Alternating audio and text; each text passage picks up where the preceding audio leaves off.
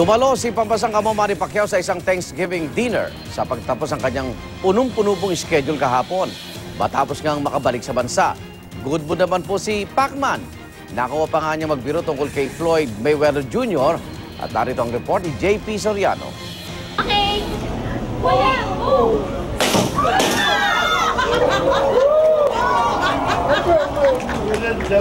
Pasado alas 9 ng gabi nang dumating si People's Champ Representative Manny Pacquiao sa Midas Hotel para sa isang espesyal na hapunan ng pasasalamat at pagkilala para sa kanya. Inabangan siya ng mga fans at nagsabay pa ng konfeti pagdating. Nakasalo ni Pacman sa hapunan si GMA President and COO Gilberto Duavit Jr. at GMA EVP at Chief Financial Officer Felipe S. Yalong. Binigyan din si Pacquiao ng plaque of gratitude mula sa GMA. Nagpasalamat naman si Manny sa buong coverage ng laban nila ni Floyd Mayweather Jr. Nagbiro pa nga si Pacman tungkol sa mga nangyari noong laban nila ni Floyd. I don't know if you consider that as a fight of the century.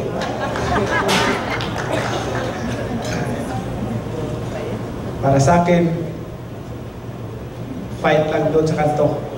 Yung nangyari. Pero anyway, nagkamali nga ako ng training. Dapat hinaluan ko ng track and field yung training ko.